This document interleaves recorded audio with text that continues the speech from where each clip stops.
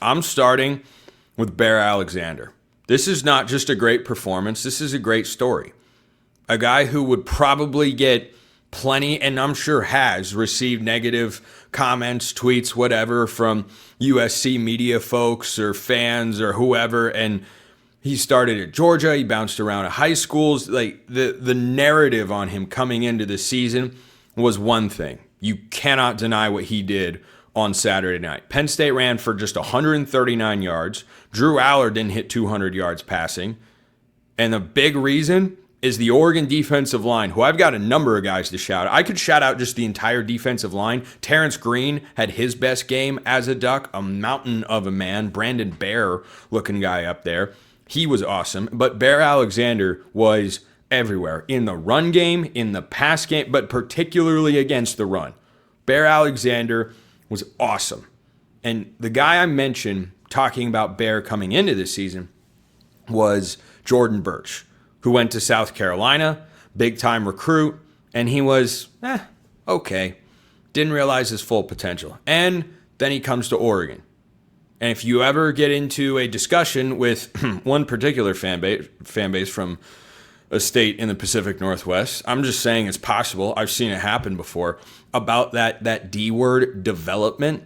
Yeah, developing transfer portal guys is not so slowly and definitely surely becoming a part of this Oregon coaching staff's identity. The number of guys they've done it with just keeps going up.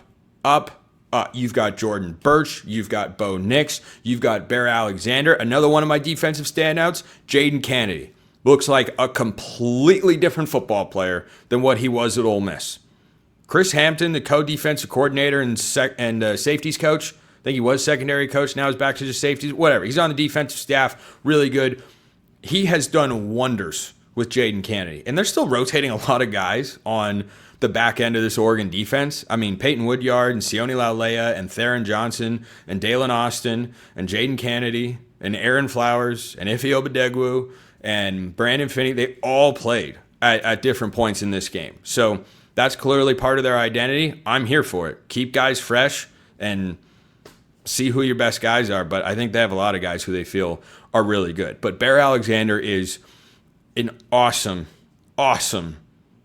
watch from Saturday night. Like, as I was going back and watching the entire game through, I just kept noticing, wow, he's just dominating. And he wasn't alone, of course, because I love this one. I love this one. You know, not every single one of my takes is always correct. I understand that. When you're in the opinion business, sometimes you're going to make what you think is a really big brain call or prediction. You know, like my picking Oregon to lose Penn State on Saturday. And sometimes you just wind up being wrong. And then sometimes you're really right. You're like really right to the point where you get to come on and do a brief little mini segment like this. Have I ever been as right on a player as Amari Washington? Don't know. I'm trying to think of one in which I've had a better take. I have been chair and continue to be the chair of the Amari Washington fan club. I have been for, the entire offseason. He just put on a masterclass in the trenches. Defending the run, pressuring the quarterback, especially defending the run in this game.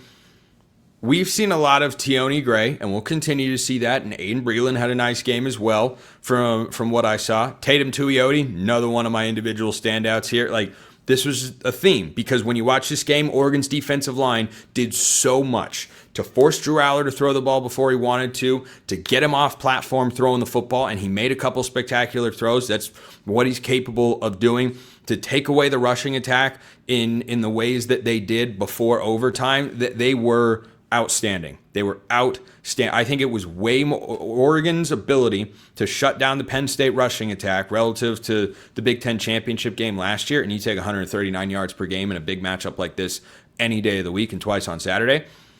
It was, to me, far more about the defensive line than any other position group. I thought Oregon's linebackers were just okay in this game. Not horrible. Definitely had some moments that were like, not great. But overall, the defensive line was awesome. And Amari Washington That might be my best take of all time. I don't know. No, I know what my best take of all time was. It was college basketball related from many, many years ago.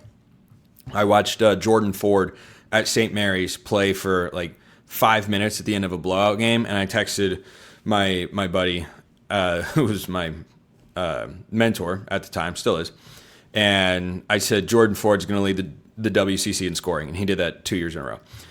So anyway, Amari Washington, stud, just an absolute stud. I mean, the way he read the screen pass early on, he's so fast off the ball. It is unconscionable that Amari Washington is 330 pounds. I don't understand, and yet that's the way of the world. It's awesome. So Jaden Kennedy in there as well. Another guy in the secondary. And again, I'm trying to go beyond the obvious. Thieneman had the game-winning interception. I'll talk about the corners in a moment, but Aaron Flowers is a ball player. I mean a darn good ball player. He is so fast out there. And as a Seahawks fan, when I see a safety as rangy as him, my mind always goes to Earl Thomas when you're making as many plays in the run game as he is. And Thieneman made some, but Aaron Flowers' ability to tackle, he almost never misses a tackle. He plays sideline to sideline. He plays fast. He trusts his keys. He is an incredibly well-coached and just overall good football player across the board. I love watching him play every week because he's getting downhill. He's trusting what his eyes are telling him, getting to the spot and making a tackle over and over and over again. He's doing an awesome job, and he did it this past week against 2 NFL running backs in Nick Singleton and Katron Allen. So those are the guys on defense. On offense, again, Dante Moore was great. Corey Moore, awesome. Kenyon Sadiq, fun. Dier Hill, talked about the running backs. I want to go to the big boys up front. Poncho and Emmanuel Prainon, I thought dominated the run game for Oregon in this one. The number of times that Oregon ran to the left side with success compared to the right side, I thought was telling with how the staff felt with regards to how the offensive line was playing. And Alex Harkey is one of my standouts as well. I'm sure you've all seen on Twitter the SWAT and getting out on the tunnel screen touchdown to Dier Hill. It's textbook. And I also want to take this moment to shout out that there's such a crap and soft, so soft on the personal foul. Penn State fans that are mostly online, of course, complaining about the officials. Why don't you answer for the one where Harkey, definitely tripped, denied Dennis Sutton, also got whacked in the face mask and the official didn't seem to care. Second guy always gets punished. Doesn't mean the first guy didn't do something wrong. So I don't want to hear it with all of that. Yes, they missed a couple of holds in this game on Oregon. 100%. I'm going to talk about another thing they missed that went Penn State's way later in the game. But I want to put a fine point on some individual standouts. My guy Eric Scopel, who will be on the show later this week, tweeted that Brandon Finney and Ife Obadegwu, man, however good you think these guys are, ignore their PFF grades. I do not care what PFF says about these guys right now. On the season through 5 games, Finney, the true freshman, 11 targets. He's allowed 2 receptions for 15 yards. Iffy has been targeted 9 times, 4 receptions for 62 yards. They combined to allow 1 target and 0 receptions on Saturday. Crazy good work against a good receiving core. Now, some of that is definitely a credit to the guys I talked about first, the defensive line. Drew Allard, there was a long third down where I think it was Trevor Pena, the Penn State wide receiver transfer from Syracuse, had an Oregon DB. It was either Sione Lale or Dalen Austin. Had him beat in the slot, and Amari Washington and Mateo ran a stunt where Amari Washington darts towards the outside. He pulled the guard enough. Mateo looped around. They both got in Drew Allard's face. He had to throw the ball early. It was incomplete. It was well covered by Kennedy and Peyton Woodyard over the top as well. DBs can only be good if their defensive line is good. Well, which unit was I highest on for the Ducks coming into the season? Defensive line. Who won the game as much as any unit on the field on Saturday night? The defensive line was absolutely phenomenal. On the offensive side, though, I thought Poncho and Prainon were just mauling dudes all over the place. Of course, they were really good in pass protection. Harkey did a bunch of really good stuff as well, and I wanted to get his shout out. Isaiah World, up and down. Davey Uli, same thing, up and down. Some good moments, some really not good moments as well. If I were to rate the Oregon offensive lineman from Saturday night, I'd say Poncho's number one because Oregon's offensive line did not false start. Tight end false started a couple times, but I don't think Oregon's offensive line had a false start. So Poncho 1, Pranon 2, Harkey 3. I'd probably go Isaiah World 4 and Davey Uli 5, but they all had their moments of doing really good stuff. But, man, when Oregon needed a big play, I'm going to talk about this later, they ran to the left side, and it's easy to see why. Pranon, awesome.